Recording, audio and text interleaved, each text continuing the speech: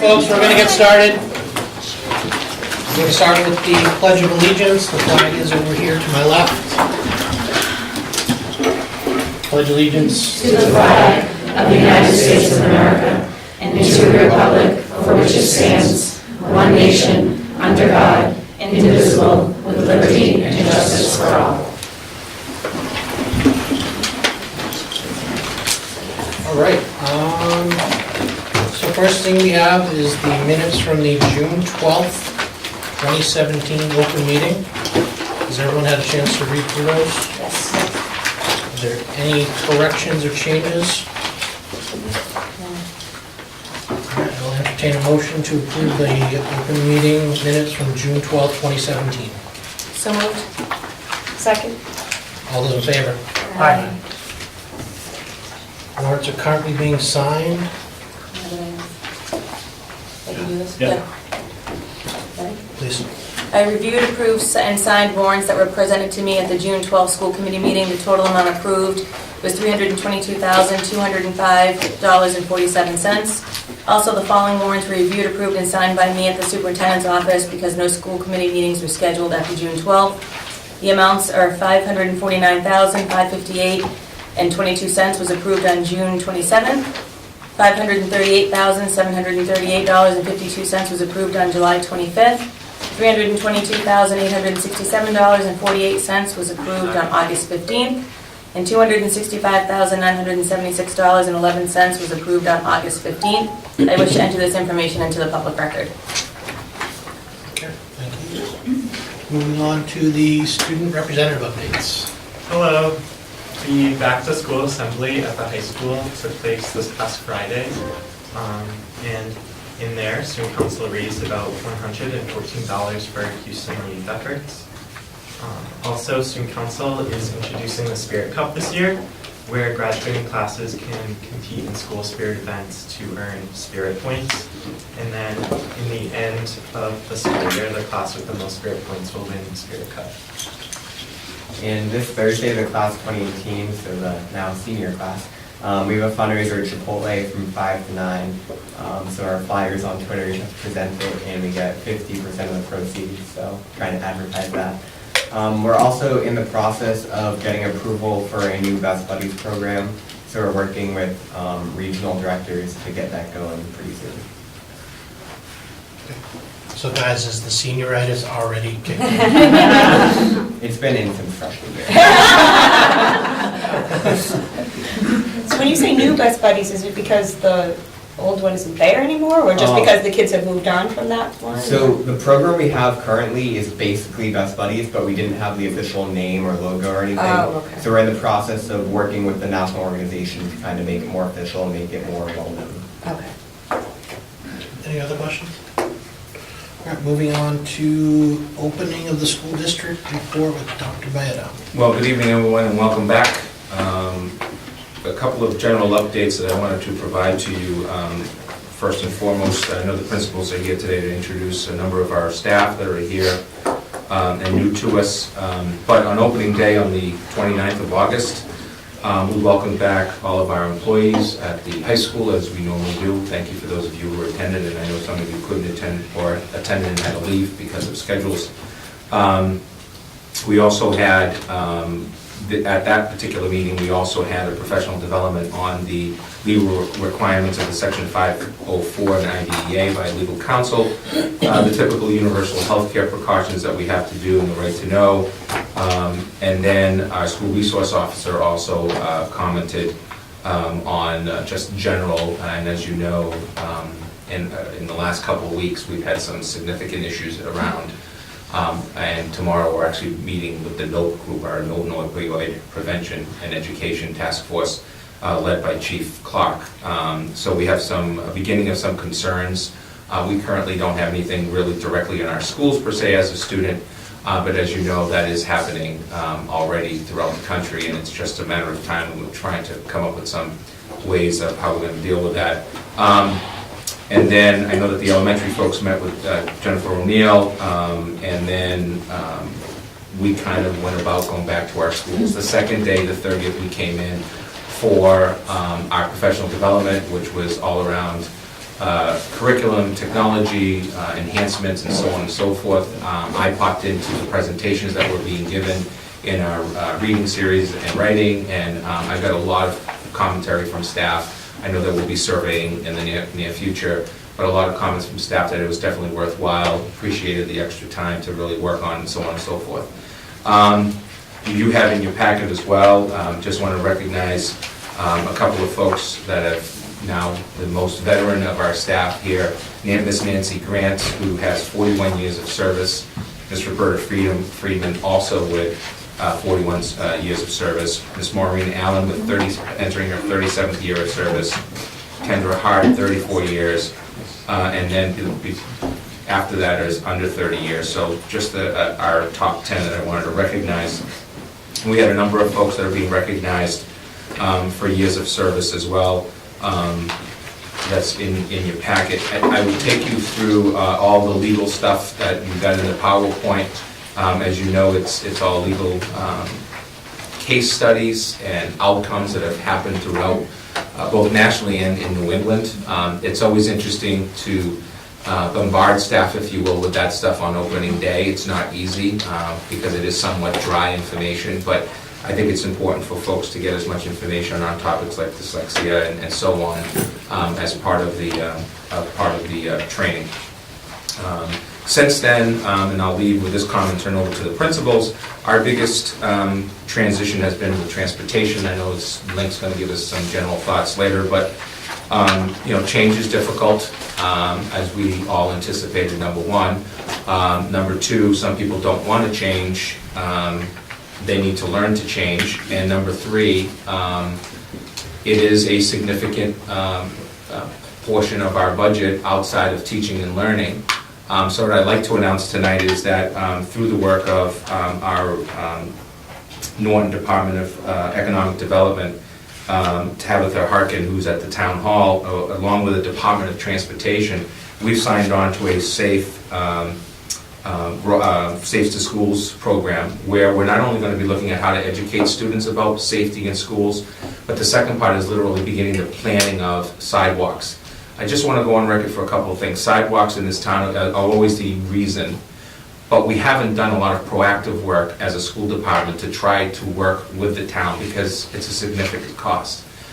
It's not just for children. I just want to go on record with that. This is about a community idea of some of our roads could really benefit from it. I don't know which ones those would be. I'll leave that to the professionals. Our input will be on things like bus stops, and where we're seeing, if you will, a turnover of families where senior citizens are selling homes, or actually other families, I should say, as well. And now there's a younger family, and you have 2 or 3 of those in one neighborhood, and maybe you didn't need a sidewalk for bus transportation per se. The second part is that with a climbing elderly population, I can't speak for the town, but I know that the statistics are that it's a climbing number, having sidewalks is a safety issue for all ages. So this is not a school initiative, although it comes under some of that. Eventually what we hope to do is have some discussions on the town side to be able to say that this is where we should be looking at some of these issues. And again, those will be up to people above my pay grade and outside of the school committee or the superintendent. A survey has gone out to all of the parents this afternoon via email. It's very specific to simply asking, in general, what street do you live in type of thing, because what they can then take from there is who does have sidewalks, who doesn't have sidewalks, who has 4 corners coming together with only 2 stop signs, or whatever the case may be. And that will give us information. There's also a transportation meeting coming up at the end of this month that's open to the public at the library. I believe it's going to be held. So we'll have some more to say on that. Yeah, there's a flyer going out for that as well. And then, in general terms, in terms of the opening of school, there's always what I call the hiccups in terms of, what didn't come through as orders and so on and so forth. We've had very little of that. We have had some population changes. As you know, I usually wait until October 1st because that's the date I have to report numbers to the state. We're seeing some flex numbers. Specifically, concerns of enrollment is on the LGN side of town, where we do have class size at the elementary class sizes right now at 25, 26 and climbing. So that's some concern. We've had a number of charter school students in, and we've also had a number of move-in. So once we have all of that squared away, not including school choice, we will present those numbers to you at the, after the October 1st, like we've always done in the past. That said, let me just say the amount of work, you'll also get a list at the next meeting of the amount of physical work that was done in the buildings, i.e., maybe after tonight you'd like to take a look at some of our middle school upgrades to the capital improvement process, not operating money. We did 2 floors of the carpet replacement with tile. The third is set to happen in the summer, next summer, pending final approval through town meeting. And then painting, locks. We had a project early that got physically moved from the LGN to the JCS, and working through that process. And then lastly, the hiring of staff, which I have to tell you was, at some point during the summer got difficult because we ended up with 4 resignations after August 1st, which is the most I've had since I've been here. Folks leaving for other opportunities in other communities. All of them, of those particular, were folks that left us for situations of closer to home, money, all of that typical stuff that would happen with folks who resign. Other than that, I can address any questions you might have. Other than that, I'll turn it over to the principals to introduce some of our new staff. Any questions? I have 2 questions. Transportation meeting, what day is that? 26th. 26th of September. That's through the planning board in town, right? That's correct. Yeah, we've been invited. And Send a flyer out to all families this week. And I'll post it on my Facebook page and the Peter channel. Thank you, Peter. Thank you. Peter, on top of it as always. And the second question is, with respect to the LG and the class sizes, are we thinking about redrawing the district lines so that? That's going to be something we'll probably hold off until the fall when we have some set numbers, but we're going to have to take a look at that. We've got more numbers coming out of that area right now than we do anywhere else. What I'm trying to figure out is this a blip of kids moving in and then we don't have it afterwards? Or is it really going to be a continuum that we're going to see? Yeah, so 2008 was the worst year, Right. demographically. Yeah. So the numbers will, or they should, 2008's in 3rd grade now. Yeah. So they should go up. So they should be climbing across the board, but, okay, just let me know. Yes. Okay, anything else?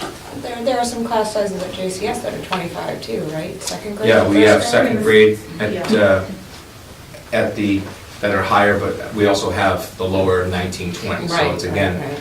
this is that shift of, for example, just today, I approved a 3rd grade student, 6th grade student, 7th grade student, non-school choice, reside in town, go to another school, and now coming to Norton Public Schools. So there's a shift in numbers right away. That's the reason, and that's the reason why, after October 1st, if we saw a huge blip of enrollment, of course, I'd report that back to you, but right now, it's all about the state number, which will be mandated by law to report as of October 1st at the scope of the close of school. Okay? So it's my pleasure to, first of all, thank the staff that have come out today. This is a new way of doing it. We typically do it as we do the visits at each school, and what happens is by that time, everybody's schedule is into disarray, if you will, because we have many folks that are parents and have to go home and take care of kids and families, so on and so forth. So we asked if folks could come out tonight, and so I'd introduce the principals, and I think let's start with, why don't we do Mr. Hayward, we'll do you last, only because you're going to be going on after. So, Ms. Bolton, how about you? Sure. Thank you. All right, so we have quite a few new staff members at JCS. Mrs. Kiefer here? Yep. Is she? Okay, so you know Mrs. Kiefer, but she's kind of new in the role of assistant principal, early childhood coordinator. Do you want to come up with me? Oh, sure. I have the notes, so you have to stand here with me. So we have Jennifer Wakeling. She is a preschool teacher. We added an extra preschool class at Project Early, and she has a bachelor's in elementary ed and psychology from Bridgewater State, and also a master's in special education from Bridgewater State. So that's Jennifer.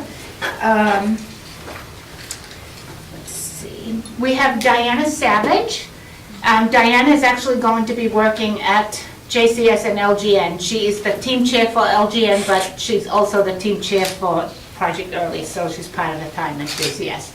And Diana has a bachelor's in social science from Radford University in Virginia, master's in severe disabilities from Fitchburg State, and postgraduate certificate in behavioral interventions in autism from UMass Lowell. So that's Diana. And we have a couple of new paras at JCS who have been working at JCS for a lot of years but not getting paid.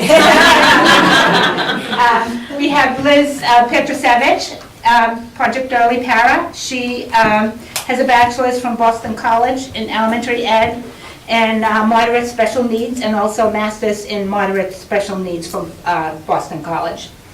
And we have Leanne LeClaire. She is also a Project Early Para. She has bachelor's from Assumption College in English and elementary education. And I think that's all the staff who's here. We also have a new library media specialist, Julie Dermis. She is going to be working at both at LGN and JCS.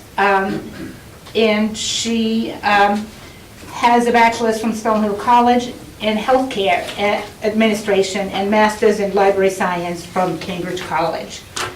And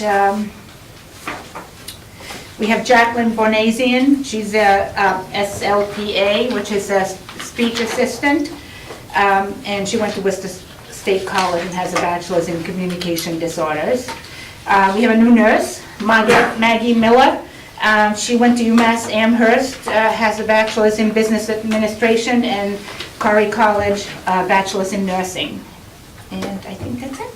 Yeah, so those are all the new staff members of JCS.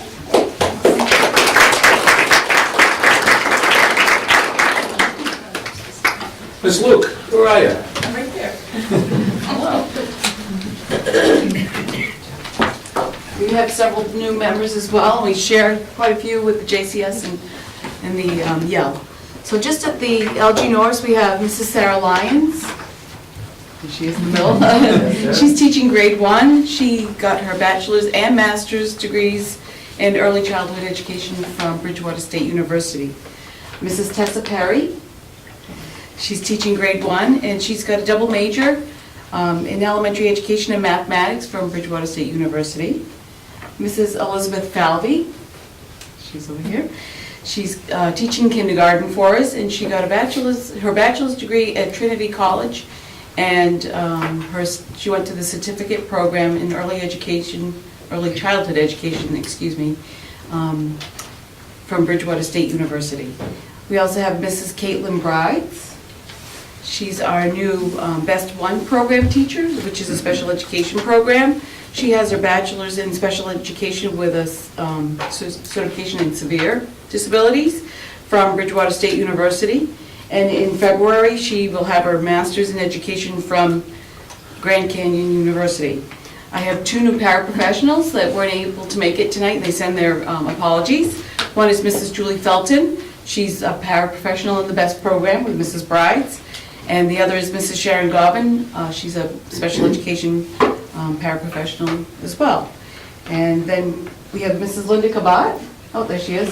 She's returning. She did a long-term substitute stint for us last year when Mrs. Ruby Torres retired. So she's teaching art at the Yale and at the LG Norris. She came to teaching art on kind of a long road. She has a bachelor's from Framingham State University in clothing and textile with a minor in art. She got her post-baccalaureate certification in elementary education, and then she went back to school and got her master's from Cambridge College in elementary education. And while she was doing all of that, she somehow managed to get certified in visual arts while teaching first grade. Welcome to the LG, ladies.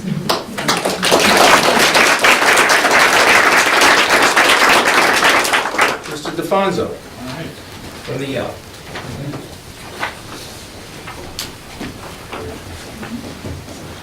All right, thank you. So we had quite a few changes at the Yale from last year to this year. And we had a pretty extensive hiring process throughout the summer. 3 individuals I have with us all went through the interview process. They all had to have a demo lesson over the summer, which is pretty hard when you don't have a typical set of students. You kind of just hodgepodge of kids that you can collect, and they did a phenomenal job, so we're very happy with them. So I'd like to introduce our new PE teacher, whom works at the Yale, also LG, Miss Jennifer Crane. Jennifer, stand up and say hi. So Miss Crane comes to us from Bridgewater State University with a bachelor's degree in PE and licensure in pre-K to 8 concentration. She has her first aid and CPR certifications. Two things she's really good at other than PE are math and physics. And the most exciting thing she's done is graduate from college and taking a trip to Punta Cana with her friends. We get to know our staff at a deeper level. It says public school, not match.com. Supposed to keep that to yourself. I would like, so welcome Jennifer. I would like to also introduce Miss Tori Lazat. Tori is one of our new 5th grade teachers with focusing on math, science, and social studies. She also came to us from Bridgewater State with a bachelor's degree in elementary ed and a history minor. She has her initial licensure and also possesses her SEI endorsement. She's really good at writing. And one of the most exciting things she's done is also go to Punta Cana, where she swam with dolphins. And she's very excited to join the Norton community, which is very nice. So welcome, Tori. And she's getting married next September too, so. Also very exciting. All right, her dad's gonna have to probe her for a pretty big bill, so no holds barred. All right, and our last 5th grade teacher, ELA, Miss Erica Leonard. Okay. Miss Leonard comes to us, Bridgewater State University, with a bachelor's degree in elementary ed in English. She also holds her initial license and her SEI endorsement as well. She is really good at singing and playing guitar. And she went to Punta Cana. She actually, she learned to play in Punta Cana. And she actually asked me if she could have a minute to play a song. Do you want to go there? And the most exciting thing she's done is become a teacher. Very nice, so welcome Erica. Not able to join us tonight was Caitlin Reardon. She was hired as a paraprofessional.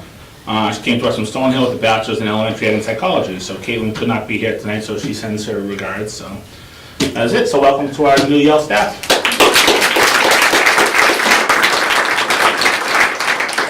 And Principal Lafayette. All right. I'm gonna have my new hires come up with me. We all get to be on TV. Come on. So we were very busy at the high school. You'll see as everybody comes up. We hired quite a few people over the summer. First, in no particular order, but I have Kyla Moran, who was working at the high school for the last 2 years and is now our Director of Guidance. She has jumped right in. We spent lots of time together this summer getting ready for the school year. Previously, she worked in Holbrook and also in Franklin. We have Allison Warren, who is new to our guidance department. She was previously in Foxborough, Massachusetts, and at the middle school level, and has done a wonderful job transitioning to the high school level. Jennifer Fardy is in our science department. She is a long-term sub for the year in Miss Pigeon's classroom. She has just completed her master's degree from UMass Amherst and has spent her summer teaching in Boston at the Museum of Science. We have Cameron Matoza, who has joined our PE department. So he was familiar to our school and to our students because he has coached tennis. He's filled in the PE department last year, and this year is our boys middle school soccer coach. So welcome, Cameron. We also have Colleen Jenkins in our social studies department. She is a recent graduate from Framingham State, and she loves history, and you can see the enthusiasm when you walk through her room. Stephanie Beatrice is here tonight. She is our new music teacher. She just recently finished her master's degree at the New England Conservatory in choral conducting, and has jumped right into our music room, getting everything organized and ready for a new school year. Let's see, we're still going. We have Maria Peckham, who is our teacher in our Bridge program. She's been part of the Norton High School community for a number of years as a substitute, and we're feeling very lucky to have her because she can support our students up in the Bridge program. And then that should be everybody with us today, right? And those not able to make it, we have Amy Silva, who is a long-term sub in our math department, and then 2 educational assistants are Jennifer Brooks and Tim Sheehan. So we had a busy summer hiring, but lots of great people. That's it. Welcome to high school.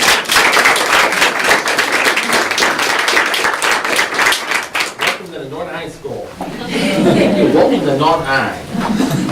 And last but not least, Mr. Hayward from the middle school. And Mr. Goldstein as well.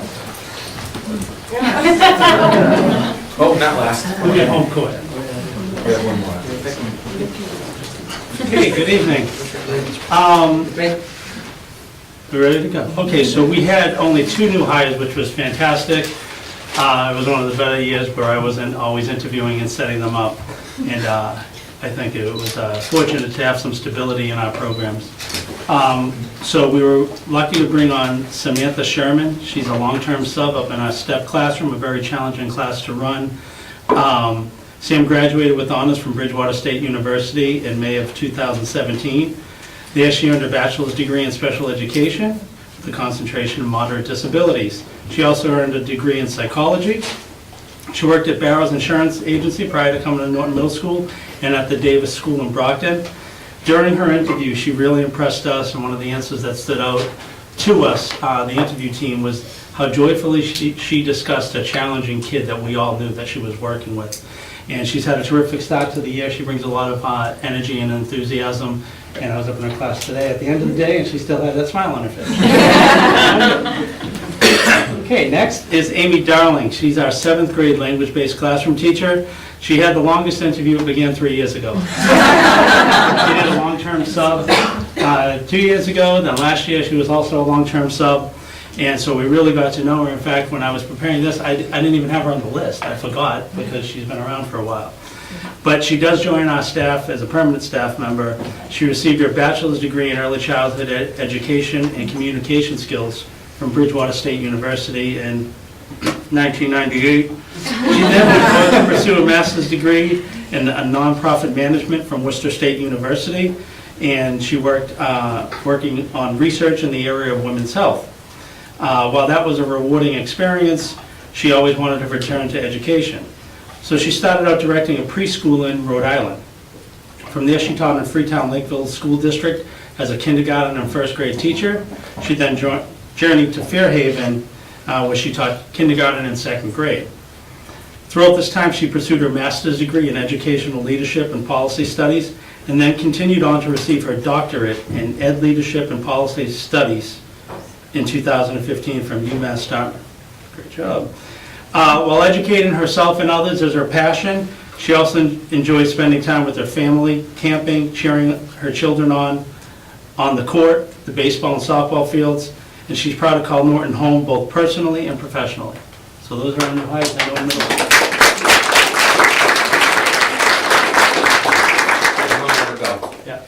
My schedule didn't go the way I wanted to. I'm going to turn it over to Ms. Jean Sullivan for an introduction as well. So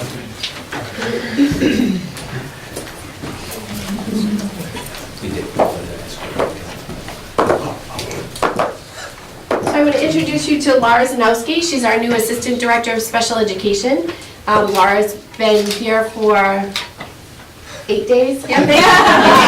We went through quite a process trying to replace Corey, and I think we found just the right person. So we're very lucky. Laura comes to us with a CAGS in Applied Behavior Analysis, a master from the University of Massachusetts in Boston. She has a Master of Science in Education from Simmons and a Bachelor of Arts in Psychology from Westfield State. Laura's already met some of our families and has already sent out an introduction letter to families, which is great. She has a lot of experience with private schools and public school education, so I think she'll be a really good addition working with our students that are out of district and connecting with our in-district specialized programs.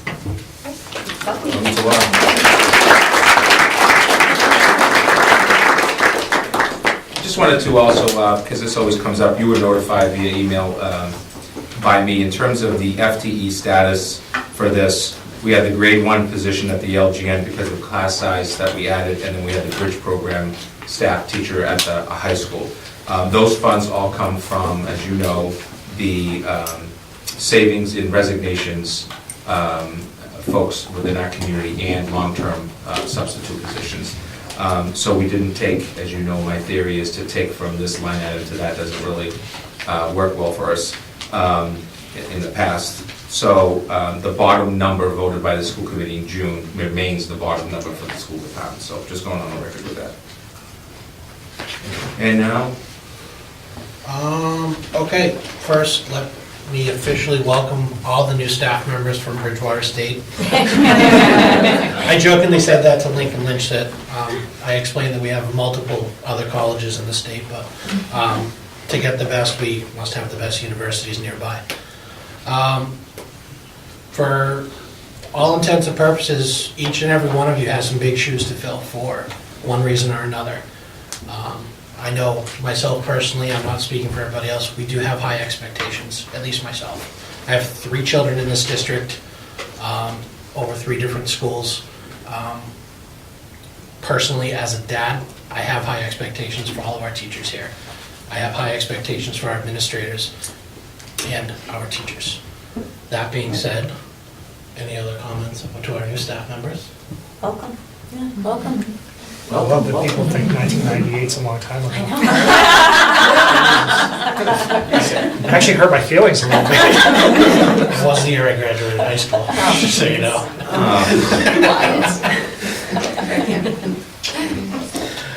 So we're going to move along to vote to appoint our Title VI, Title IX, 504 sexual harassment coordinators and reporters. Dr. Bad. you have a list before you tonight that you can take as a group, as a vote. The Title VI Equity Coordinator, Jennifer O'Neill. Title IX Equity Coordinator, Jean Sullivan. 504 Equity Coordinator, Jennifer O'Neill. And the sexual harassment reporters are Martha Godfrey at the high school, from the high school, Eric Paulus from the high school, and Shirley Anderson out of my office in payroll and HR. And I do ask that you take a formal vote to accept those recommendations for the purposes. These are not stipended positions with any extra pay. It's just a part of the process that we have. All right, and do we vote individually or as a No, you can group them as a vote, as I did it to the record. All right, so I'll entertain a motion to appoint, as written in our packets, to their respective positions. So moved. Is there a second? Second. All those in favor? Aye. And Mr. Chairman, just for information, as we normally do, we know we have to prepare for school tomorrow and everything else, so some staff have already left. If they want to go, we clearly understand, and please grab some extra cookies on the way out. Thank you. We usually don't have to say it because we don't have as many people. All right, so... We getting out the new hire checks at the end? Yeah. No, clear in the middle. So, next on our list we have Mr. Haywood speaking about our Norton Middle School. And Mr. Goldstein will join us as well. Sorry, Mr. Goldstein, didn't see you. Quite all right. So last spring, really last fall, our Spotlight School status had to be renewed, so we underwent kind of a self-study process, similar to what everyone's familiar with here with NEASC, but not to that level or extent. But it was a great opportunity to have a third party kind of measure our school against standards and expectations of best practice at the middle school level. So it's anytime you have an opportunity to have a third party come in and really measure you against best practice in some of the best schools, it's a good chance for growth. It was a lot of work that we underwent. We were able to have a visiting team come out. It's a relatively low cost too, compared to the cost of having a NEASC evaluation. But we had a visiting team come out. They spent the day reviewing documents that we had prepared, which included a self-study. They interviewed staff, community members, and students. From that, they were able to compile a report. And the finding, or their finding was that we did measure up to those standards and expectations, and we were only one of 35 middle schools across all of New England to have that distinction, and only 8 schools in Massachusetts. What does that entail for us? Well, our staff gets 50% off on a lot of conferences and professional learning opportunities, but more importantly, schools that contact NELMS, the New England League of Middle Schools, that are looking to improve, looking to increase student achievement, better their school, will be directed to us to come out and spend a day at our school to learn. So we become a model school for other educators to learn. When that happens, invariably, we learn, because we're discussing our practice with other people.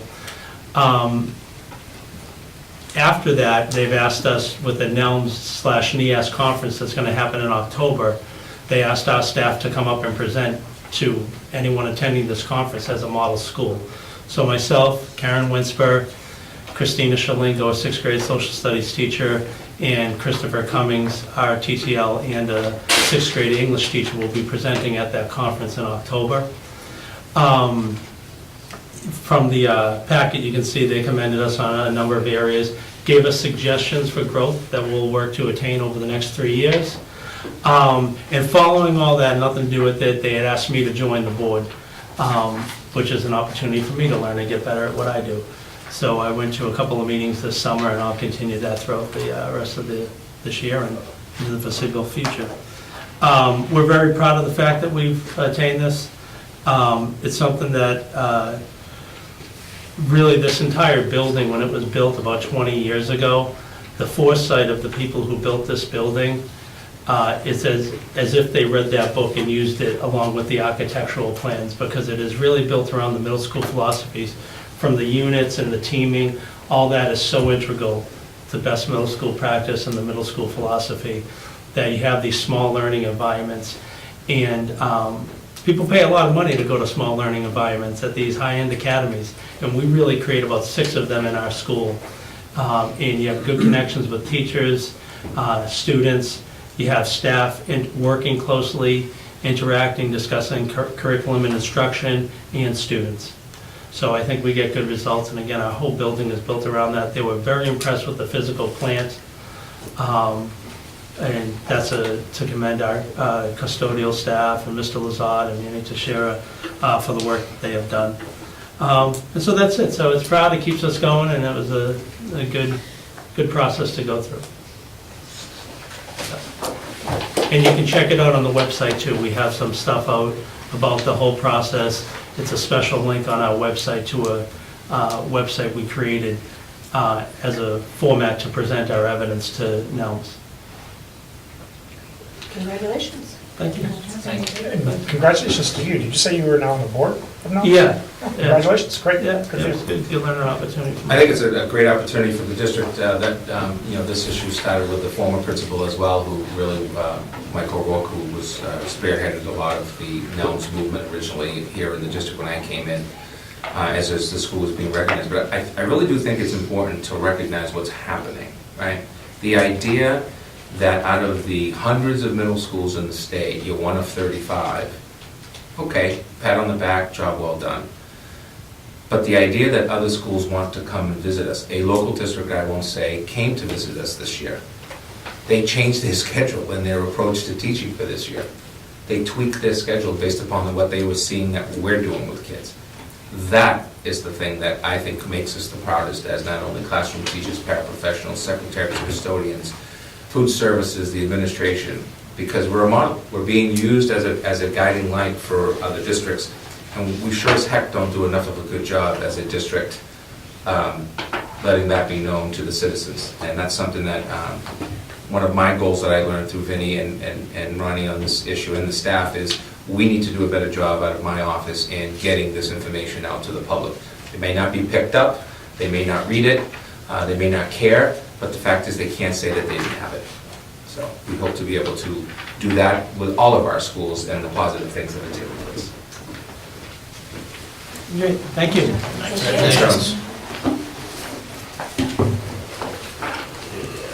This will be good. Short and sweet.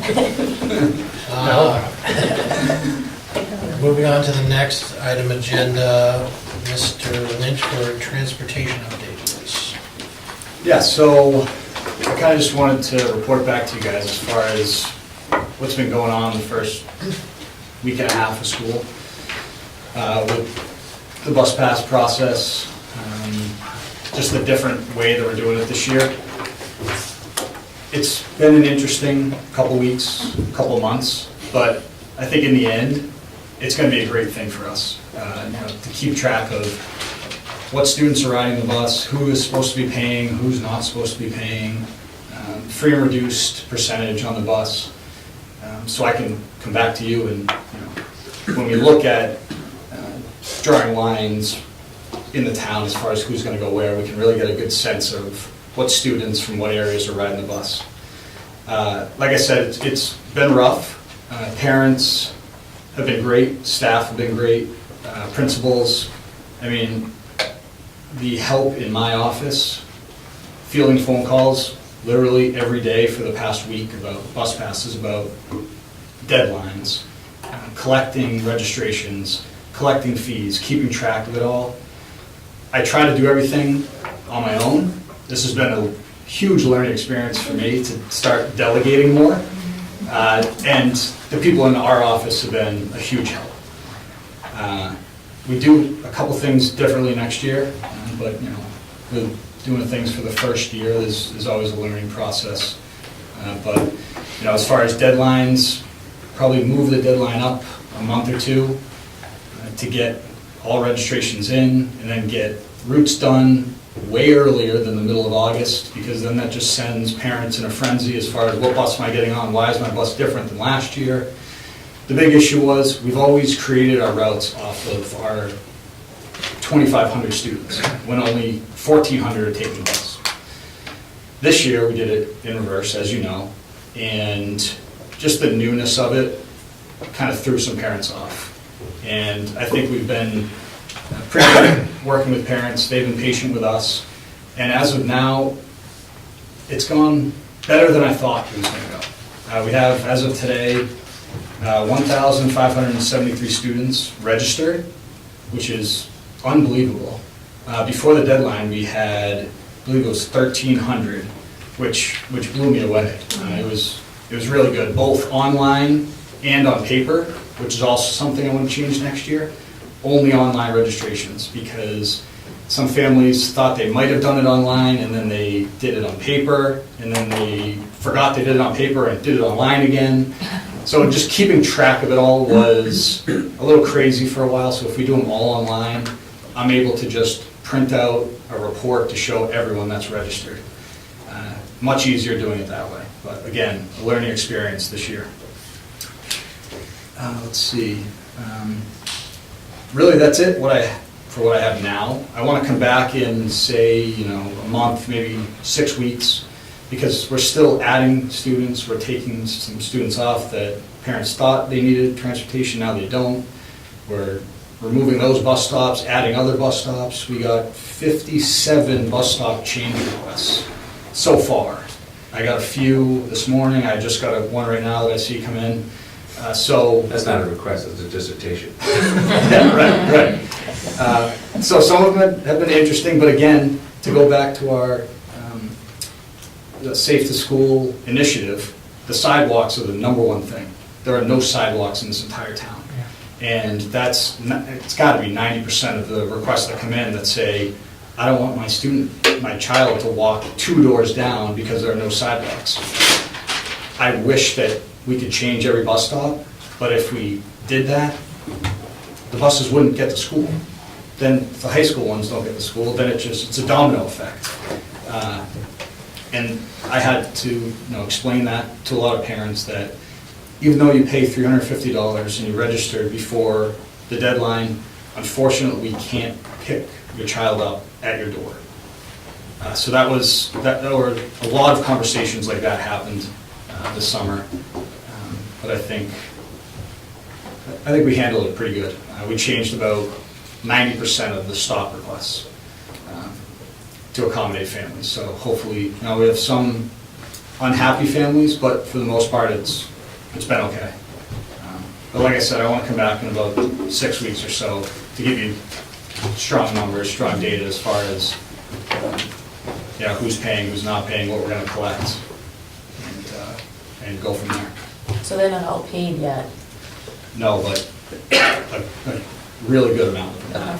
Compared to prior years where we really didn't have a system to keep track, when families were getting on the bus because they knew we weren't keeping track of it. They knew that we were going to drive them whether they paid or not, and they really didn't care. So this process is going to help that. Good. you know, obviously get better year by year. And like I said, I think in the end, it's a good move that we made. Were we able to get rid of any buses because of lack of? Not yet, no, Okay. no. Do we have more riders this year? Yes, than we yeah, did? we have about 110 more riders than Wow. last year. But like I said, it's still adding students, taking them off, so I'll have a good number in about a month or so. Right. And all of these students are showing their bus pass, and teachers know who has a bus pass, so kids aren't just getting on the bus. As of this week, drivers have a spreadsheet, a blank spreadsheet that I put together for them, where they, if the student doesn't show a bus pass, we have their name and what school they're at. And then I'm going to be contacting parents, looking for the fee, and we'll contact them day after day and say, you Yeah. know, your child is not able to ride the bus if you don't pay the fee. Tough conversations with some people, but, you know, we're working with families as much as we can. Yeah. We understand, you know, you have 3 kids taking the bus, you have 3 of them playing sports, it adds up real quick. Right. So we just, as we've always said, we want families to know we'll work with you. You know, whether you have to pay it over 10 months or 6 months or whatever. But they need to know that that fee is going directly to pay for our $1 million bus contract. Right. Every year, it's $1 million to run 15 buses for the 5 schools. So, What's our cutoff on the people who aren't paying the fees? we're thinking October.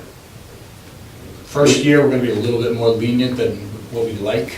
We're always gonna have special circumstances, so just keep that. Yeah. New students coming in. But we'll work with the special circumstances. Right. I think that's different than just the flagrant I'm not paying, yeah. Yeah, Right. well, at some point, what we will do is, if we don't get a phone call and we don't, then to be quite honest, the superintendent of schools or the business manager are gonna be on a bus. We're gonna be getting off the bus with the child. We're gonna make sure the child is safe and in the hands of their guardian or parent, and we're gonna say this is the last time this is happening. I mean, at some point, you gotta stop playing the system this way. You Right. gotta stop making it a political statement that I refuse to pay, or I don't wanna give you paperwork. I don't have to give you paperwork. That's my favorite one. I don't have to give you this because I'm guaranteed transportation. Okay, all we're simply asking for is 2 things. If you're not paying and you're given the bus, we're registering you into this bus process so that we actually know that your child belongs on the bus, and we have a piece of paper that says that to us. And that they're getting off at this stop or that stop, and so on and so forth. And those are the extreme cases. Right. That's what 95% of the parents understand. You know, they have free and reduced lunch.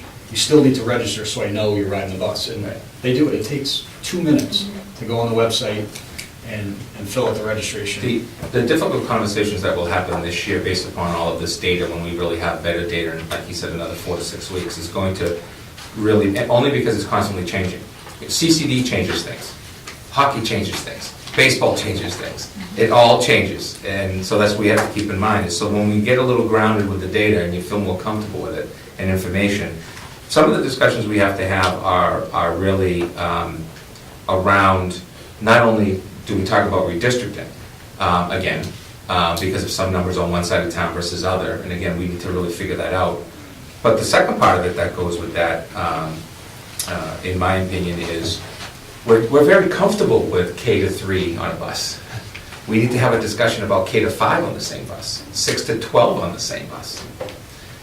We have to have those conversations to pack some of these buses in a little bit more so we can address your comment, which is 17 kids on a bus, I have to bus them. I don't have a choice, I have to. But those 17 might need another 30 that are in a later grade that are sitting on a bus for 45 minutes now instead of half an hour or 20 minutes, or maybe 55 minutes. We have to have that conversation at some point.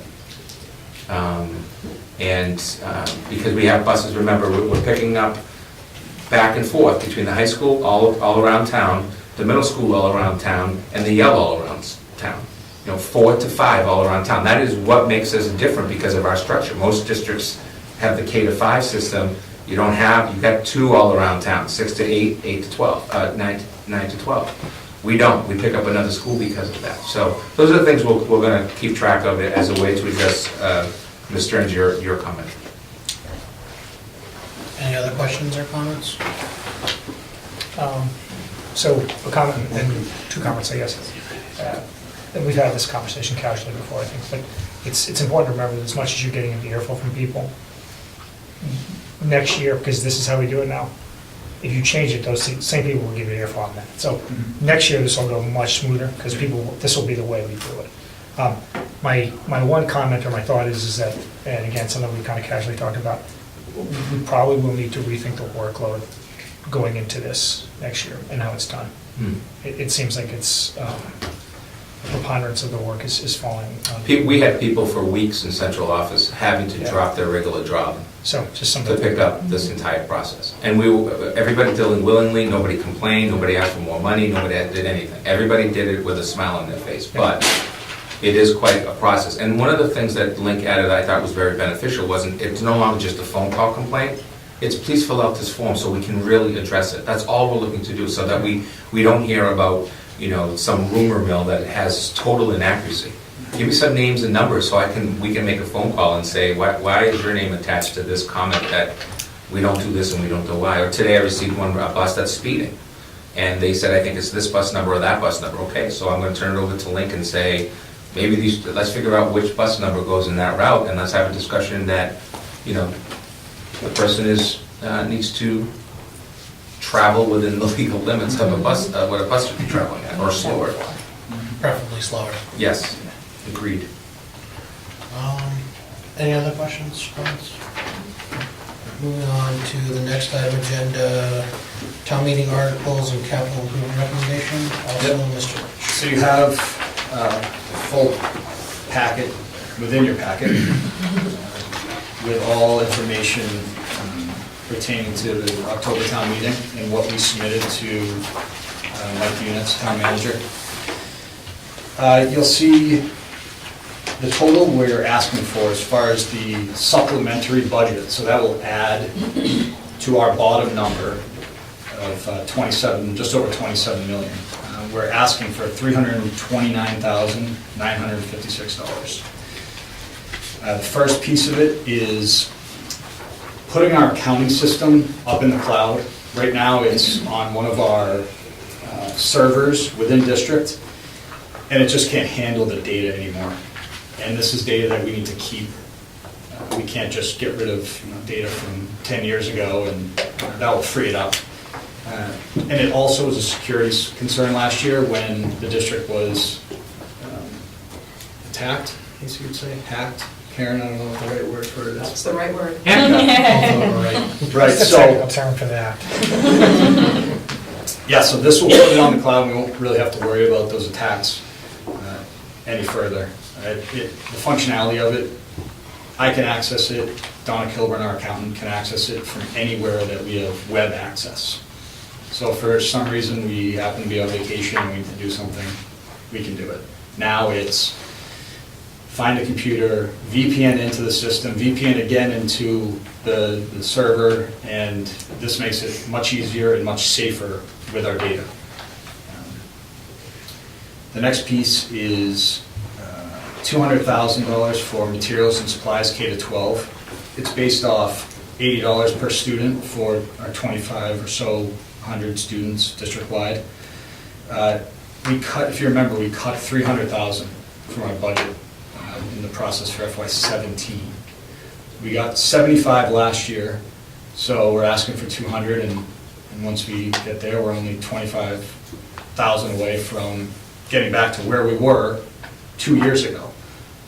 As you know, prices increase, so we'll still be behind even if and when we get back to the $300,000 mark. The next piece of it is curriculum needs, district-wide, $101,763. We're looking for $16,375 for Lucy Hawkins for grades K-5, $30,000 for library resources for the elementary level, $5,404 to enhance our literature selections at the high school, specifically English books, and $49,983 for science materials at the middle school. Can I just Sure. clarify something? Yes. The $30,000 is to build classroom libraries. When we adopted the units of study for reading last year, it was a much lower cost than going out with the prepackaged programs, but we also had the conversation about continuing to put quality literature into students' hands. So we did that this past year with a similar dollar amount, and we need to do that over the next few years in order to really enhance our classroom libraries. I just wanted you to know that it was for classroom libraries and not necessarily the school library, which is, as we know, another area of need. The 16,000 for the Lucy Calkins, is that for the assessments that we found out that they do have? That's for the units of study for writing, so we implemented the reading, and now the writing is the next step. Okay. Yeah, so that number, 329,956, will be voted on at the October 23rd town meeting. I believe it's Article 4. Not to be a stickler, but your numbers don't add up on the 101,763. It should read 101,762. Unless there is a couple of 50 centers on there somewhere. Probably depends. I'll go with that, yeah. The materials, the That's material my line items explanation. usually go out. All right, and then if you turn, the next article that we submitted is for schematic design study. With our hopeful partnership with the Mass School Building Authority to a potential project on window and door replacements at the Yale, the GCS, and the LG. We have to put, this is one of the steps that you have to take in getting your project approved, is to put a certain amount of money towards the design and the feasibility study that happens before the project even begins. So we base it off of previous projects in other districts that were similar to us. And we think for the 3 schools, we'll need about $200,000 to complete the study and the schematic design. So again, this will go to town meeting on October 23rd as well. So get out and vote, please. Just as as a general comment on these 2 things, on the 329,956 total, you know, a couple of different things as you're voting the bottom line, but what we've always tried to do is be very specific with the Finance Committee and then Board of Selectmen and then town meeting about how we use these monies. And if you follow it, you'll see that that's what we've been doing. The other one is with the article. If you remember, we were asked to see if there were building needs. I think the Norton citizens should be proud that you're highly looked upon in terms of not trying to keep these buildings to the point where the condition becomes so expensive. So we applied for a request to review our windows and exterior doors, and they actually took us up on coming out, and then that's no guarantee yet. So then they visited all 3 schools with Wade and Link. I actually also attended one of the visits and took pictures and looked at it, cross-referenced that with all of our paperwork that we had sent in terms of when were they installed, what type of windows are they. When you look at some of the upgrades that we've done to energy savings and all of that, the windows are the next thing, because they are in difficult shape, if you will, as original windows in some cases. Now the next phase becomes that they've welcomed us into the queue as one of only 9 districts in the state. So now the next phase is to literally, just like you did with the high school building, just like you did with the JCES roof, these monies are utilized for the purposes of specifics of the actual need and cost, or I should say cost. What's really important is we will then also be notified of what your reimbursement or your grant is from the MSBA.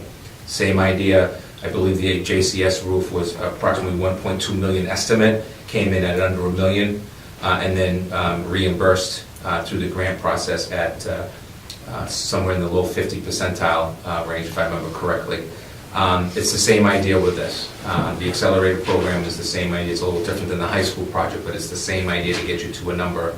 We'll know that number once we're in the next level of what the reimbursement is, because that's used as a formula that they use, a 3-part formula, and that gives you the number as soon as you're in the queue, done in the queue process. Not until then, because your numbers usually fluctuate between 0 and 2% of what you might think you're getting back. What's the time frame on a project like this? So vote at town meeting to approve this, internal process to approve this town meeting, then MSBA checks all the legal languages and so on and so forth, then the hiring process for feasibility and schematic design, and then you would be appropriating money in the spring, as early as the spring, to then take place October, after July 1st of next year. I've seen everything. I've seen overnight shifts through windows at schools. I've seen after the kids get out at 3 until 11 at night. I've seen them in the winter time. I've seen them in the springtime. It's one of those projects on like a roof where they'll do them in the middle of the winter. You know, and I happen to reside in the town that I reside in. My daughter's last school was done 2 years ago, and starting at 3 o'clock in the afternoon. Kids get out 2:45. They went right to a 3 o'clock. Doing all of that and move from school to school. So that's exactly what will happen in this particular case. But it's an entire process. There's no guarantees yet. We don't have that final number. What can in fact we afford in terms of borrowing? Does it need anything else besides borrowing? All of that is the process, just like the JCS, just like the high school. It's just a little different depending on the size of the project.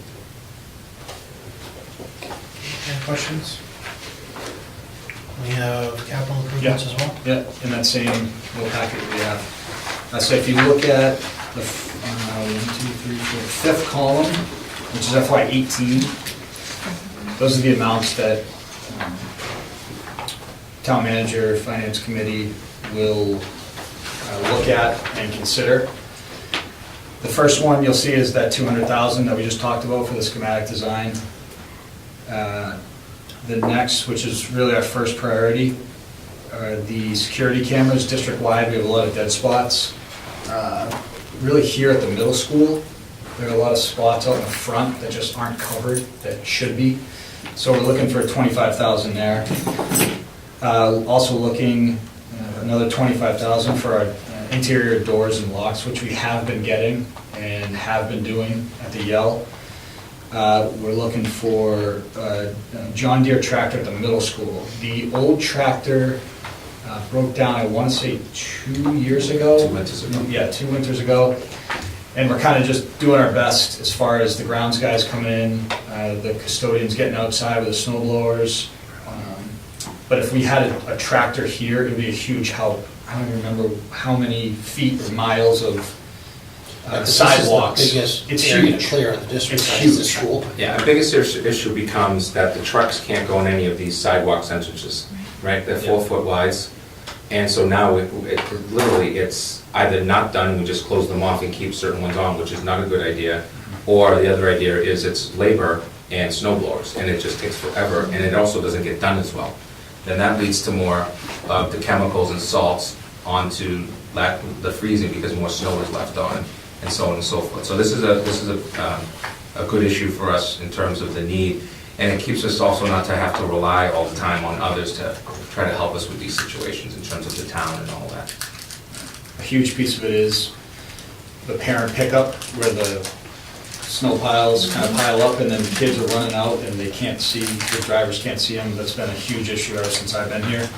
These tractors come with a huge snow blower attachment on the front where the guys can get out and keep snow blow from the top down and shoot it off into the lawn. So it'll be a huge help. The last request that we have is a pickup truck at the high school. We do have a pickup truck district-wide, but this would be specifically for the high school staff. So our grounds guys can really focus on all the other schools. This truck will stay at the high school where we have a few guys who have experience plowing and they'll do their own plowing at the high school. And those are the four or five requests, including the MSBA, that we're going to look for this year, for a total of $322,000. And the MSBA, that has to be listed separately. Correct. Yes. So you need to take the articles for operating as one. Second vote is, as you've done in the past, the article for the MSBA, and then the capital would include the MSBA project. Basically, the second one is an MSBA requirement. All right, so, entertain a motion to approve. Can I ask a question for you? Sorry. We do a lot of plowing, our own plowing now? The last 2 years, we have not utilized the town, but but for the sake of, if you look at the last 2 winters, they've been traditional, not overly burdensome.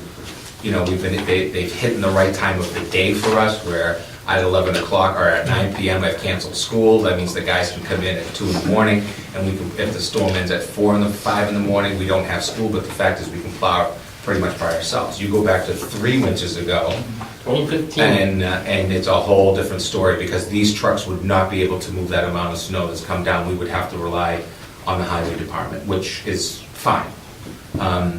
But by having this and doing it this way, then we don't necessarily have to wait. I mean, the last 2 years, we've done our own plowing and gotten our schools ready for opening. But again, storms are all about time, the time of the day, and so on and so forth. So hopefully this winter is a good winter. But this would pretty much put our fleet together of things that we need. And when we do that, we have to pay overtime to our guys. That is, well, yes. I mean, if they work a regular 8-hour shift they come in for, and anything above that is overtime. Okay. The reason I'm asking is because I remember, and it was 2 years ago, it's interesting that it's been 2 years, a discussion with the selectmen about plowing and how it was done, and the suggestion that maybe we should go with an outside vendor or something like that.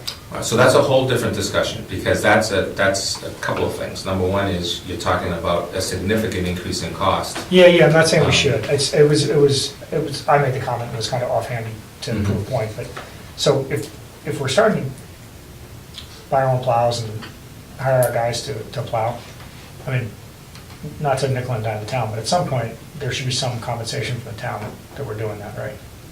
Well, typically... Because this was something that the town was responsible for.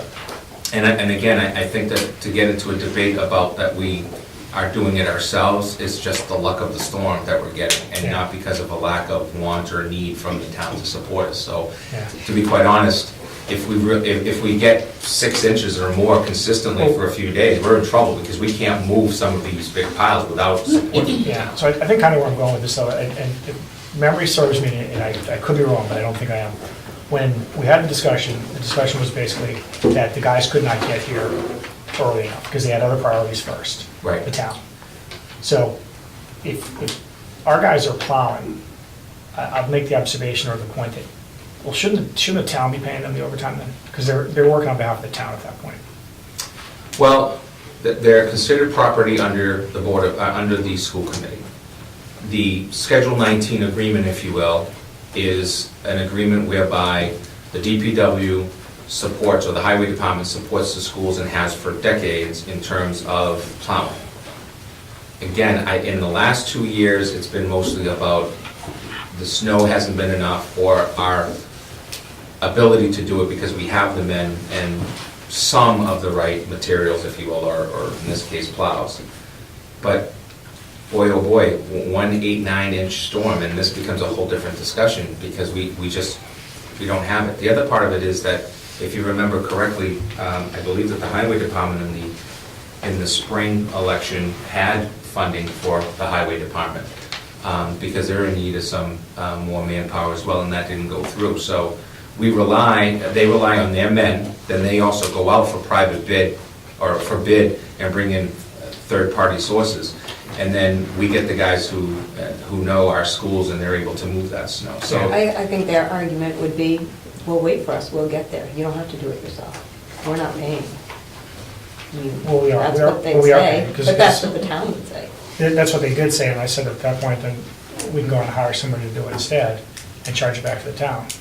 And that was flatly said, no, we don't want you to do that.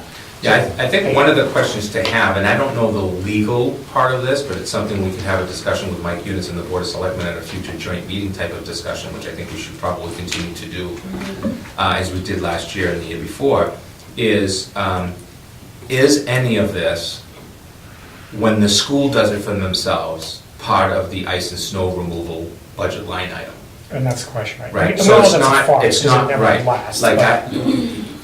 So that's a question that, and again, I'm not trying to rabble-rouse, I'm just saying, if DPW does and they have extra hours of snow removal, do they get to put that into the snow and ice removal account, and we don't? I don't know that, but that's a question to ask. And I guess that's kind of the point, right, is that they have the ability to have a snow removal subline in the budget. We don't, and if there are big storms, and we're gonna remove our own snow and pay guys to do it, well, then that comes out of our general budget, I'm assuming, right?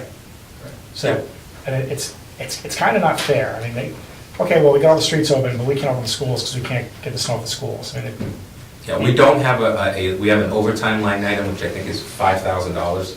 And then we have to go into facilities revolving, which if there's an emergency, that's where that money comes from. We could give you a breakdown of the last couple of years of I mean, overtime. it seems to me, it's basically a wash, right?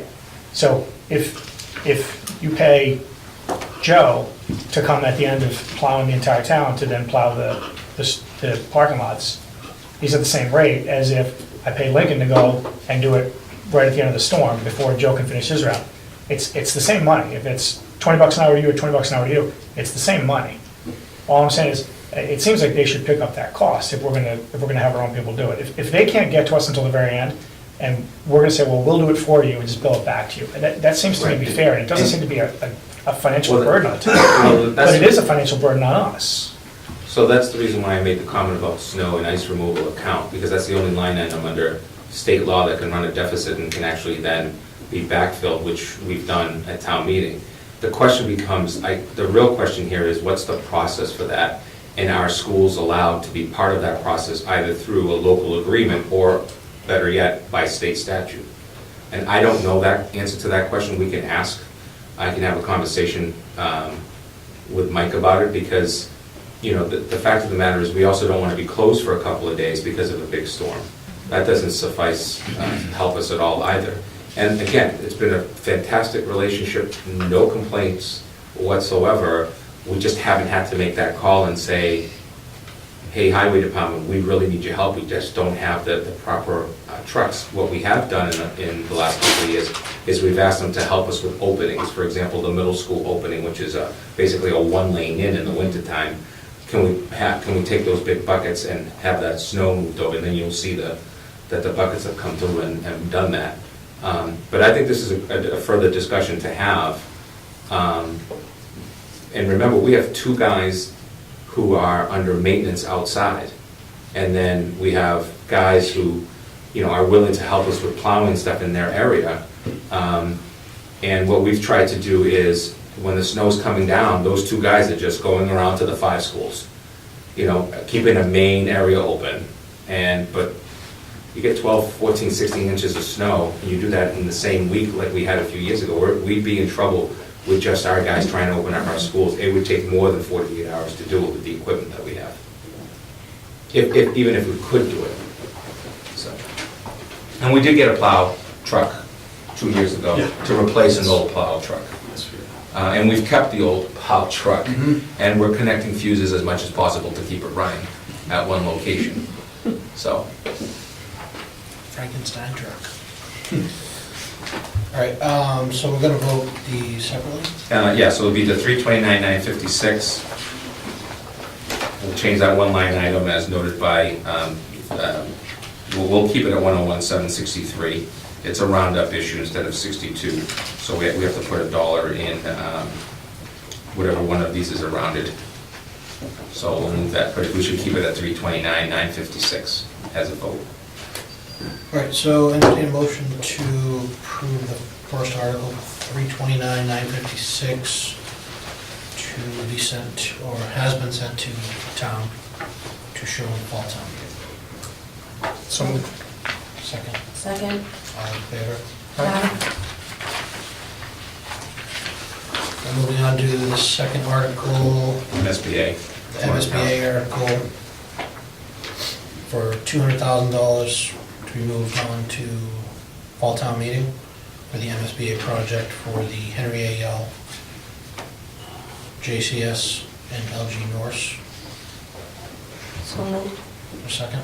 Second. All in favor? The MSBA, do we need to read that one as it is on the page? I'm going to suggest to you that you do read it. If you'd like, I'll read it real quick. Historically, we've had to read the whole yeah. thing as it is. So the motion of the vote order is really for town meeting, but for the sake of the record, we're going to enter it this way. That the town of New London appropriate the amount of $200,000 for the purpose of paying costs of conducting schematic design studies for a potential window door replacement project at the Henry A. Yell Elementary School located at 64 West Main Street, Norton, Mass. 02766.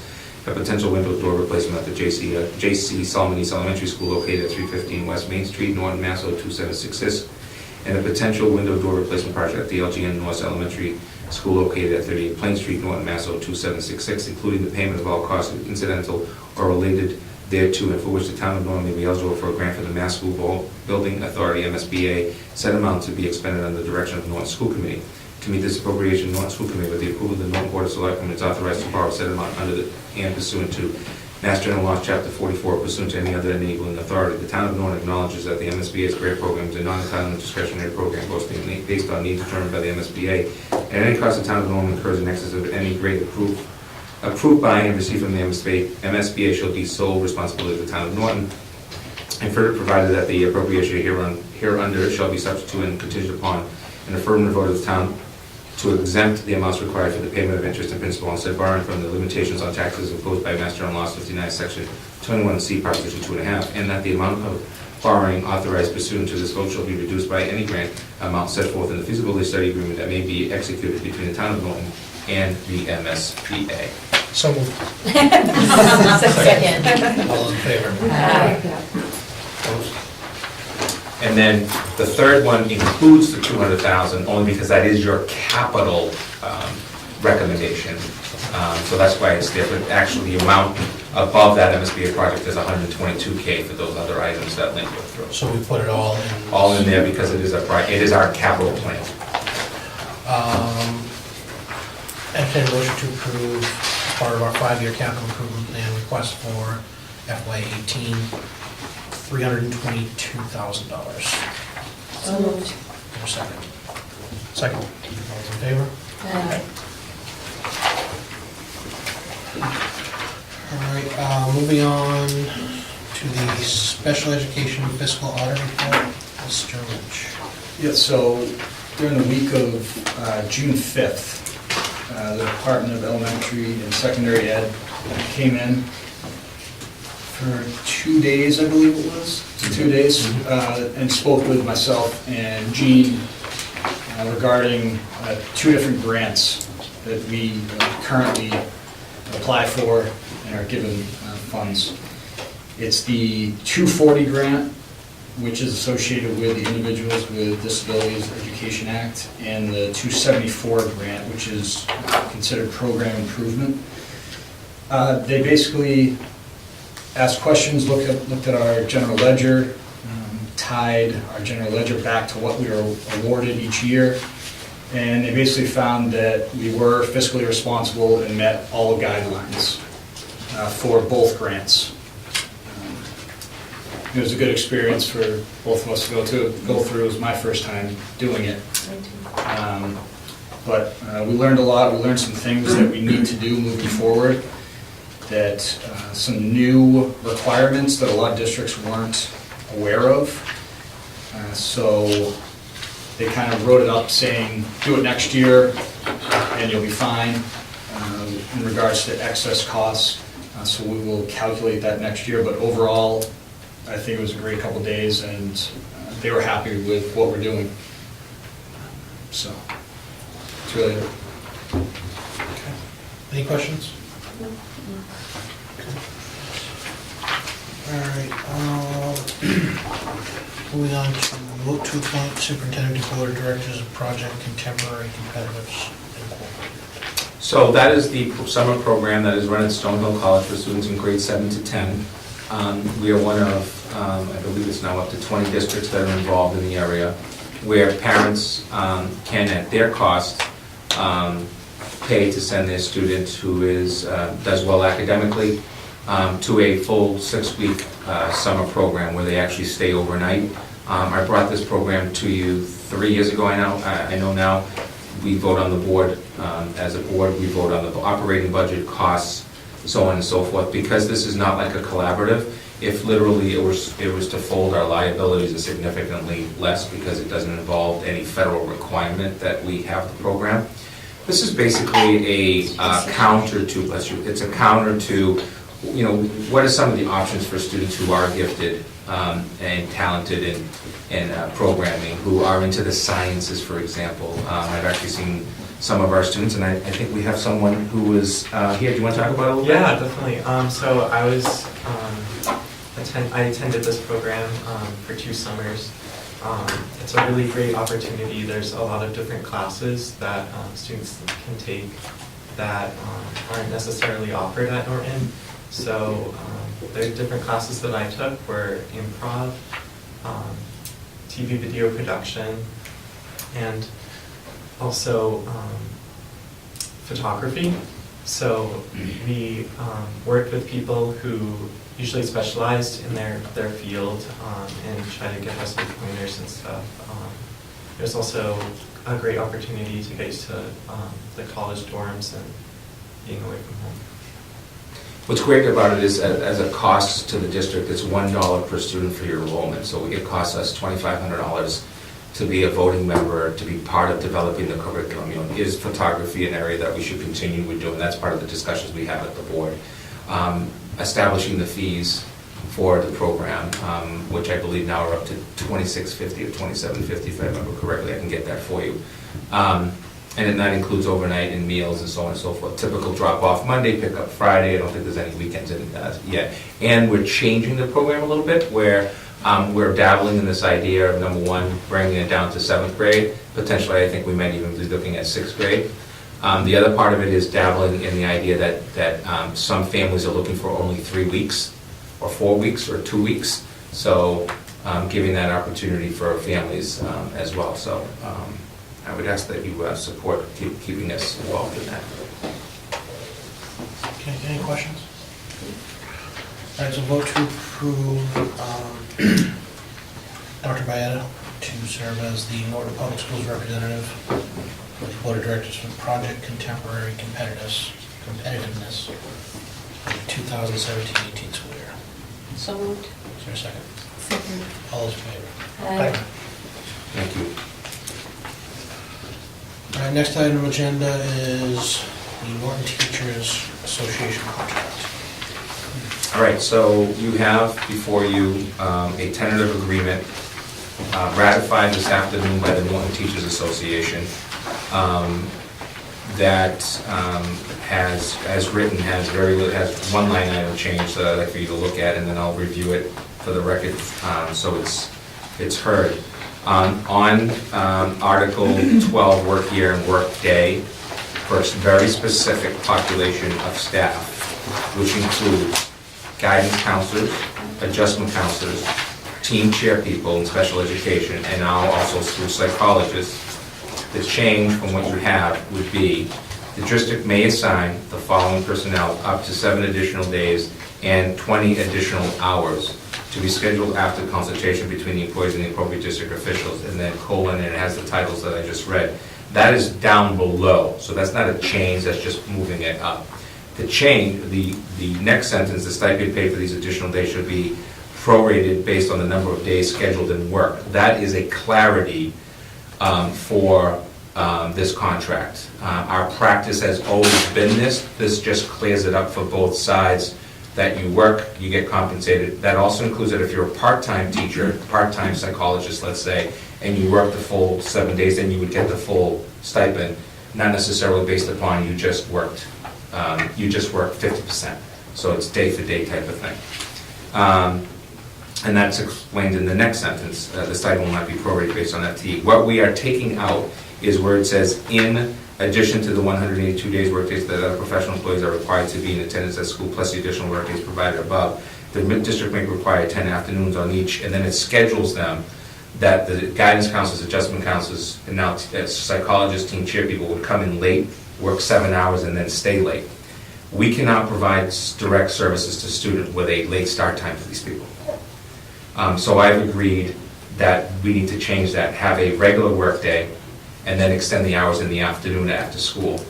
And those would be defined in a meeting that will take place between the principals and all of the specialists to really define what that looks like.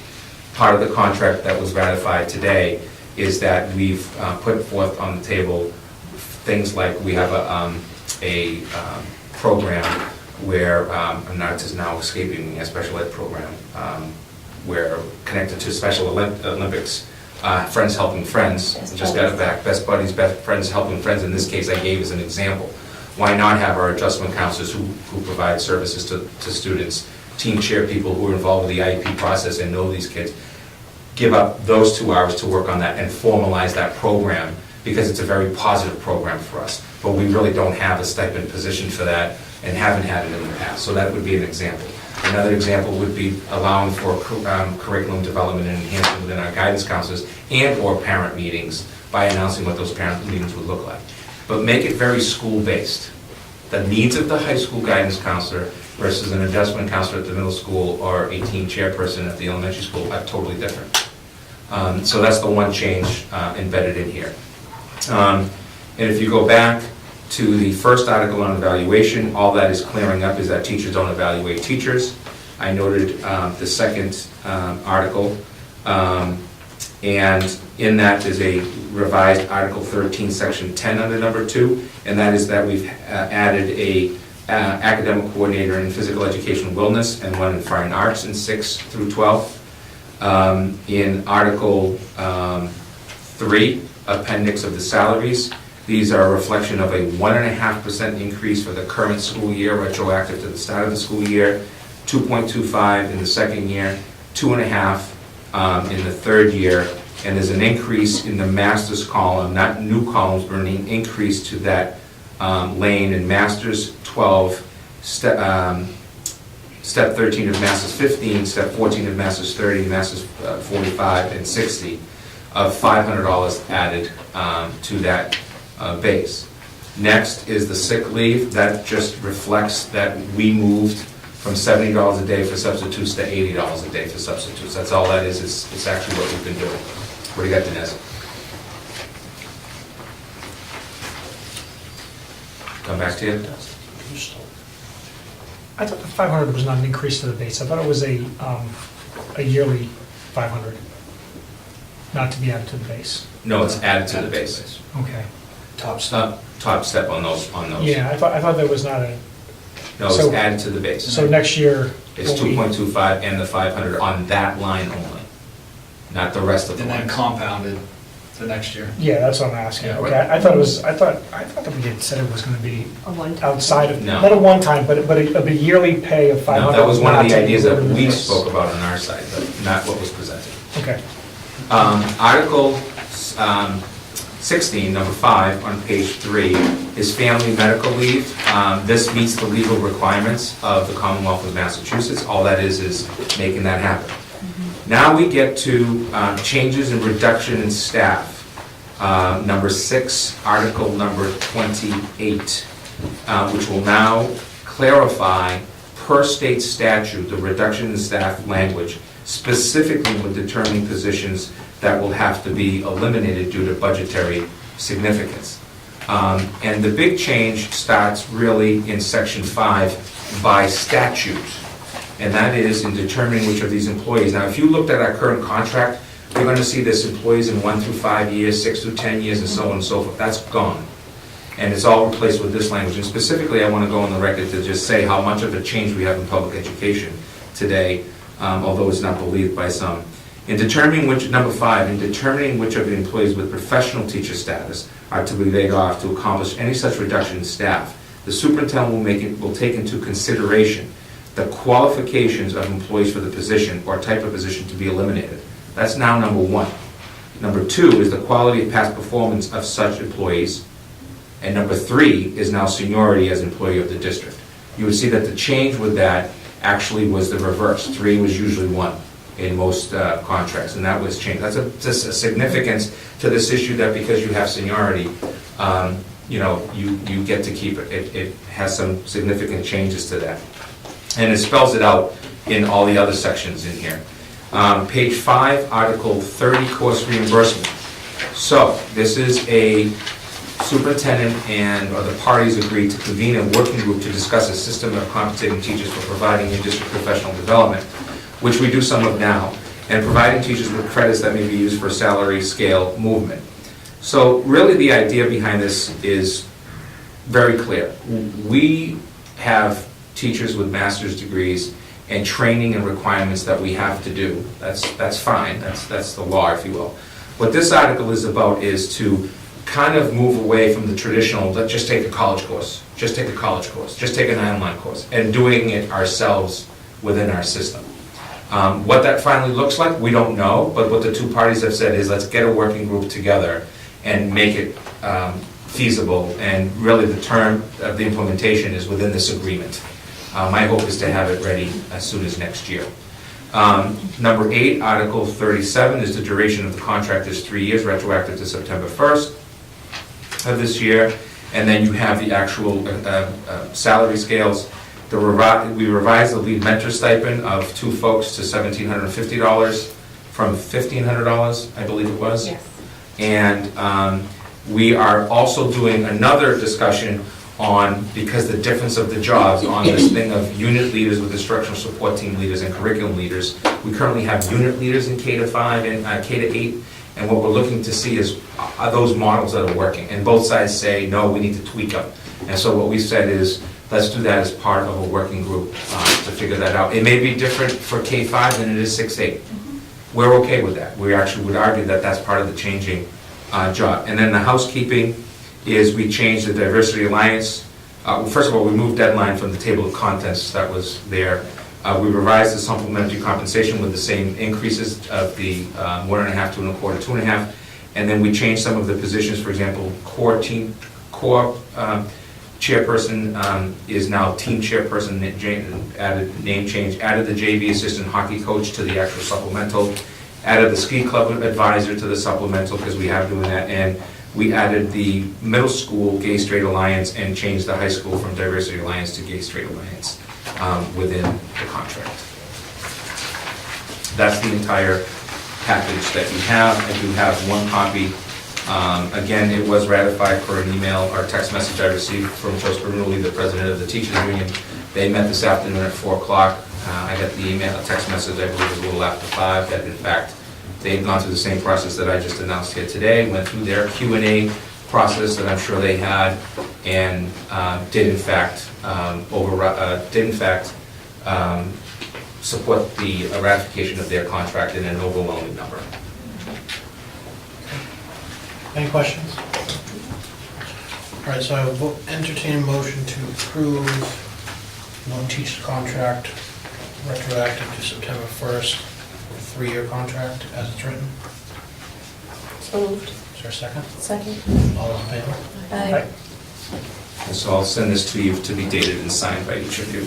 That will then all be changed and added to the actual full contract. But this allows for Link's office to begin the process of the at least 2 weeks retroactive September check at the 1.5%, which for the record, I just also wanted to add, it's really important. Dinesh and Dan were the representatives from the school committee that worked with legal counsel, myself, Jen, and Link on this contract, so that's one part. Number 2, this number is reflective of exactly what we put into the budget, 1.5%. There's no added monies to any line item in this fiscal 18 budget for the purposes of this contract.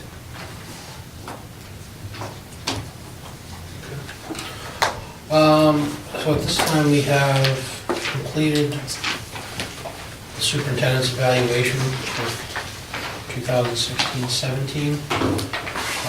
So this document was reviewed by our committee. So there's goals in place that the superintendent and the school committee both review. A couple things to read in here. During the 2016-17 school year, I'll utilize at least weekly new technologies, Google Docs, Google Classroom, Instagram, Twitter, and other such practices. Significant progress was made in that area.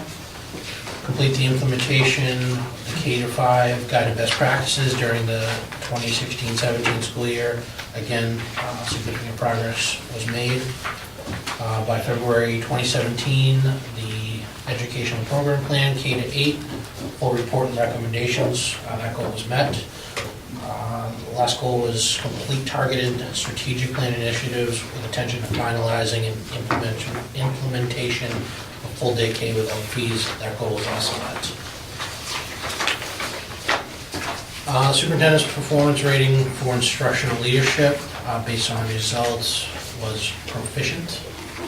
A couple of comments made. Our curriculum is one of the best around, which is why we've seen an increase in our enrollment. I believe our school system is also very innovative in making sure all the students have the best tools they need to excel. Firmly believe in waiting to take the new MCAS test, and I'm glad the administration feels the same way. Pleased to see a new ELA program that was implemented. The administration was quick to develop the necessary assessments that were non-existent in the program. As also noted, Field Dr. Bayetta engages staff and students on a routine basis. He keeps the school committee informed of any changes to make in our schools and provides continuous and often updates to the school committee as needed. Education is an ever-evolving field, and our administration, under Dr. Bayetta's guidance, is always looking to make changes to improve our schools. The next section was management operations.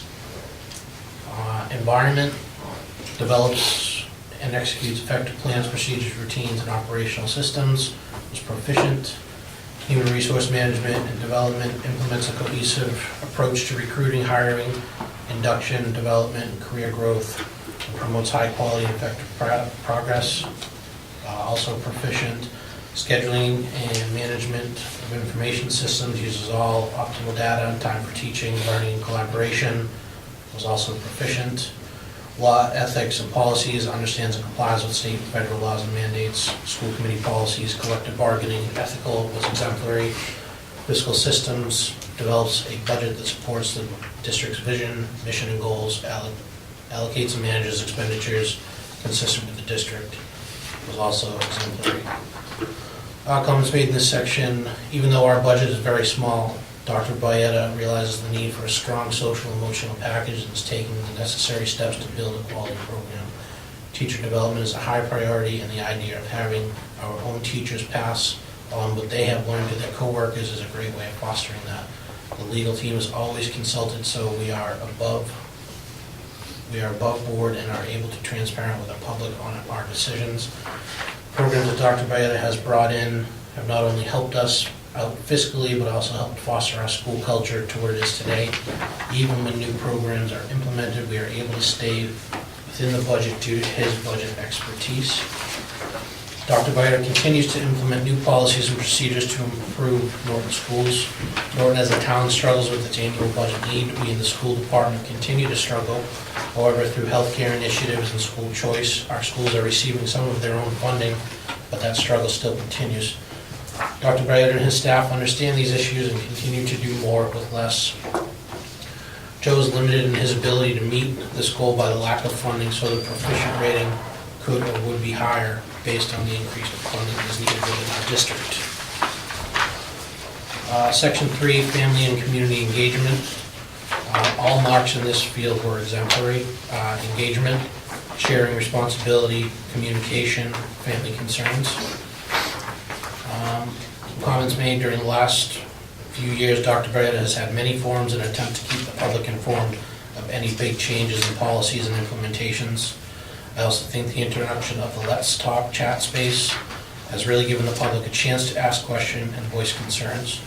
The superintendent also collaborates with local groups, Moms Club, YMCA, NOPE, Wheaton Community Committee, to keep apprised of all the happenings in our little town. As a school committee member, I feel the communication link is very strong, and we kept in the loop as much as legally possible. So, section 4, professional culture, commitmentized standards, cultural proficiency, communication, continuous learning, shared vision, managing conflict. All of the marks came in as proficient. Dr. Bayetta has high standards for himself, his administration, his staff. Dr. Bayetta will meet with staff that may need some assistance and if necessary assign a mentor, nor needs to remain competitive in the ever-changing education community. The MPS staff, under the direction and guidance of Dr. Bayetta, understands this, and the majority of the staff realizes Norton is a great place to be, and that starts at the top.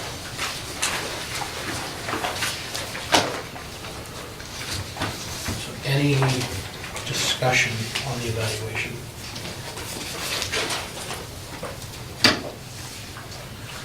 This time, I'll entertain a motion to vote to accept the evaluation as displayed. So moved. For a second. Second. All those in favor? Aye. Moving on, Dr. Bennett, goals for 2017-18. Well, first of all, thanks to the committee and the process that you put underway. It's always nice to be evaluated in the public. One of the great things about this law. The goals for this coming year, well, you know, one of the things I was thinking about saying, I might as well say it, I usually say what I want to say. You know, it's always great to be surrounded by a school committee that trusts that we're trying to do everything that we can for kids and for our staff, and that's huge. And the team here before you tonight, but most importantly, the two guys at the end, that's what we do this. And so, you know, we make mistakes every day. We get people who don't like us because of the decision that we made as a team. But at the end of the day, I think that we have a fantastic teachers in this district and administrators, and I think you folks should be proud of that, because some of these folks are homegrown and they're yours. They came through the protocol and the process, and some of us are from the outside, but collectively we work well together. So thank you to the central office team and to the building principals and assistant principals as well for their work.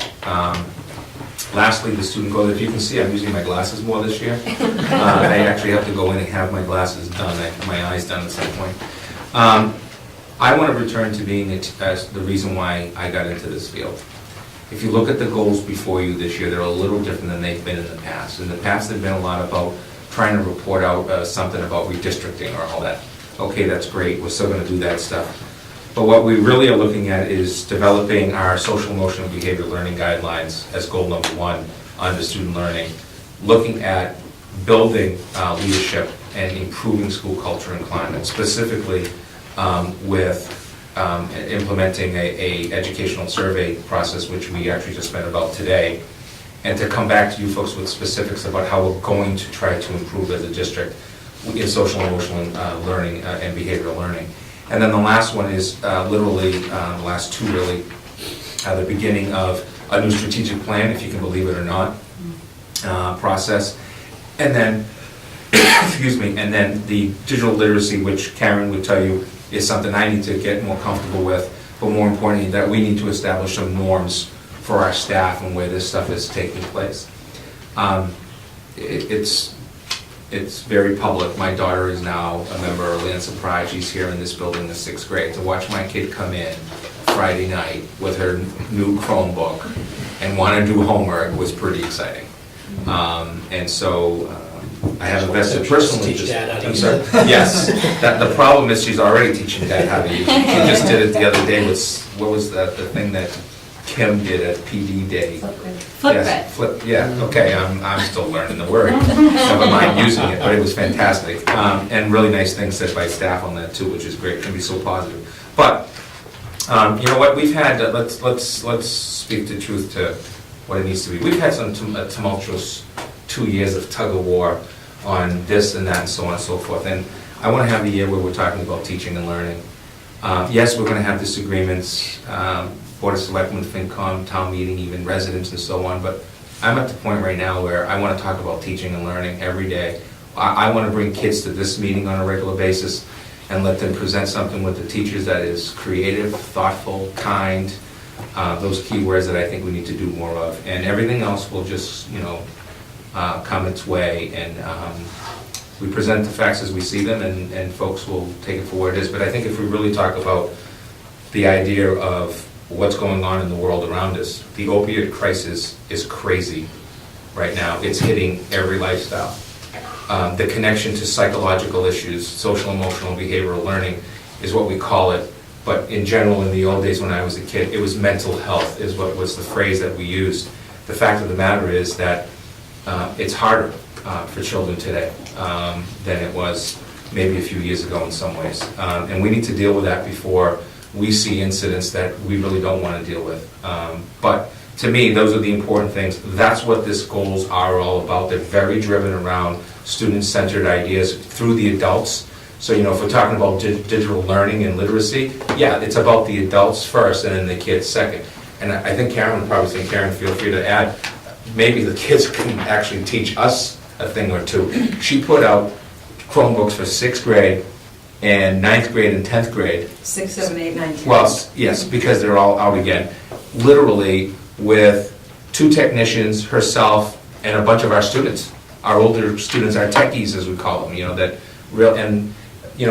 that's not what's happening in a lot of other districts, is adults doing all that stuff. These were kids that are really good with technology that set up all that stuff for our students to be able to take benefit. And again, that done through school choice.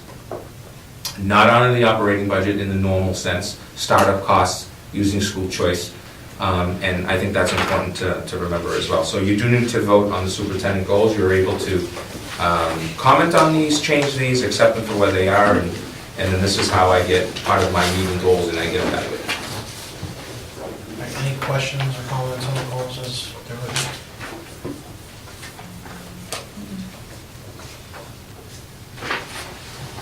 All right, entertain a motion to set the superintendent's goals for 2017-18. So moved. Is there a second? Second. All those in favor? Aye. All right, for personnel. No, you don't have to, you can answer it for the record. Well, we already got the new person. I have to say, though, it was kind of nice to meet the new hires tonight as opposed to the last school, which happens 6 months from now. You know, how you doing?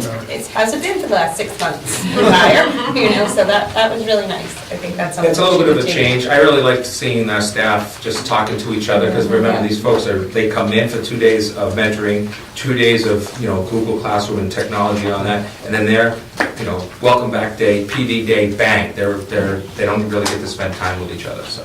Well, it's nice, seeing some of that staff is from town. One was alumni, one used to work for this, they don't go anywhere. People don't think this board is from Norton, but they're not leaving us. I guess we keep Bridgewater State in business. Well, it's specifically a teaching college, Oh, it is. teaching and nursing. That's what they're known for, and they do a heck of a job with it. Their new leader there, President Clark, is a local guy, Anything other to discuss? I just wanted to ask a question. I know last year we talked about the club fees and all of that. Did we table that?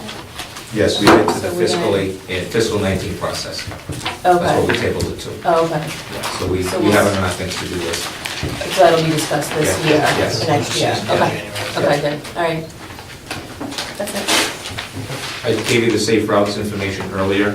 2, the Paraprofessional Association has not yet notified me, but they are an MTA group. I would ask that 2 of you become negotiators for the paraprofessionals contract. We will be using legal counsel. We will be using 2 of you, the traditional model. It doesn't have to be Dinesh and Dan. It can be one of you with someone else. It can be the 2 of you again if you want.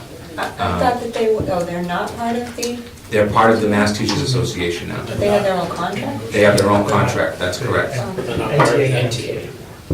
No, they are now members of the NTA, Norton Teachers Association, with MTA full support membership.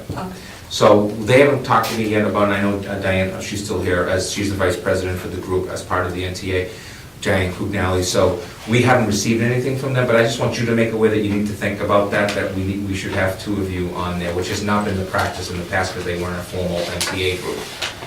They were an association. Now they are, in fact, a paraprofessional union. So think about that. No decision needed today. It will be evening meetings, more than likely. What's the time frame on it? I believe it's probably going to die probably after the first of the year, soon after the first of the year, I hope. I have a team together. Right. So as soon as they're ready to, because they have to contact the MTA and get their person who's going to lead them and all that, because I need to work it out with our attorney as well, and then 2 of you. So just keep that in your mind that very near future, I need 2 folks to step forward for those meetings. We typically try to meet at 6 at my office with them and exchange, just the very formal process. I'll tell people now, I will absolutely do it if people don't want to, but if someone else wants the experience, then I won't do it. All those in favor? I really don't mind doing it, but I also don't want to block someone else from doing it. How many cookies?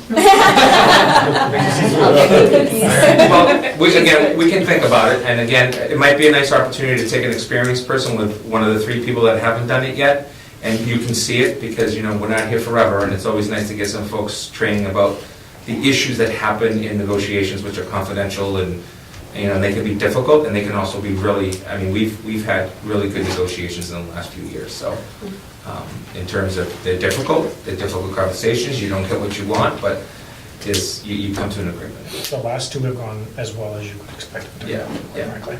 Yeah. So that's one thing. The other one is we are going to start, it's now going to be called a Hurricane Relief Fund. We are in connection with a number of organizations. We have a big push for a financial fundraiser, not a product fundraiser. So just to let you know, we'll be doing that as a district. We're actually, I'm sorry? A push from who? All of the organizations, Oh, the Red okay. Crosses, the JJ Watts and all that stuff. Okay. Because the problem right now is transportation of all this stuff. Right.